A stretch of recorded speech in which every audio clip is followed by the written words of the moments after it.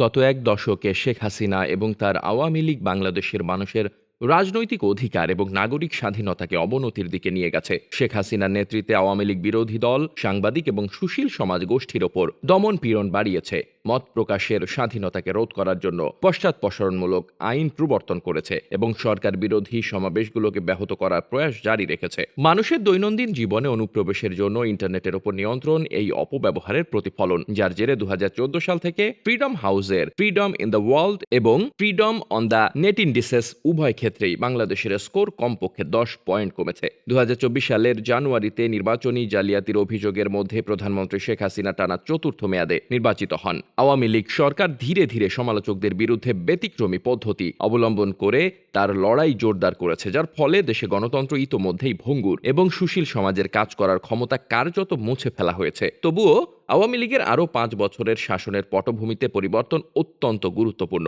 নিম্নলিখিত 3টি ক্ষেত্রে বাংলাদেশে অধিকার ও শাসনের দ্রুত পতন হচ্ছে এবং সুপারিশের পথ ক্রমে বন্ধ হয়ে যাচ্ছে। বাংলাদেশের 2023 সালে সাইবার সিকিউরিটি অ্যাক্ট অনলাইন অভিব্যক্তিকে ব্যাপকভাবে সীমাবদ্ধ করেছে। বেড়েছে নজরদারি এবং সেন্সরশিপ। বিগত বছরগুলোতে এই আইনের অধীনে সরকারের সমালোচনাকারী হাজার হাজার মানুষকে তুচ্ছ অভিযোগে গ্রেপ্তার করা হয়েছে। 2018 সাল থেকে সাংবাদিক ও লেখক সহ প্রায় 4,000 ব্যক্তিকে এই আইনের অধীনে অভিযুক্ত করা হয়েছে, যাদের মধ্যে প্রায় 40% বিরোধী দল বিএনপির রাজনীতিবিদ ও সাংবাদিক। যাদের অভিযুক্ত করা হয়েছে তাদের মধ্যে হাই প্রোফাইলের 2 জন সুশীল সমাজের নেতা এবং মানবাধিকার নিয়ে লড়াই করা ব্যক্তিরাও রয়েছেন, যারা 2023 সালের সেপ্টেম্বরে বাংলাদেশের নিরাপত্তা বাহিনী দ্বারা মারাত্মক অপব্যবহারের একটি সত্য অনুসন্ধানী প্রতিবেদনের দায়ে গ্রেপ্তার হয়েছিলেন। উল্লেখযোগ্যভাবে ডিএসএ এবং সিএসএ উভয়ই যথাক্রমে 2018 এবং 2024 সালে উত্তেজনাপূর্ণ নির্বাচনী প্রচারণার কয়েক মাস আগে পাশ করা হয়েছিল। উভয় আইনি সাংবাদিক অ্যাক্টিভিস্টদের মনে ভয় ধরাতে এবং সেলফ সেন্সরশিপের ব্যাপক সংস্কৃতির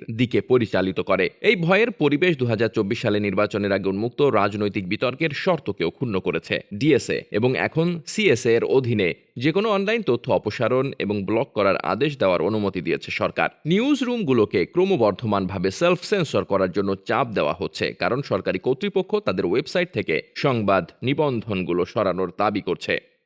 ডেস্ক রিপোর্ট, বার্তাবাজার।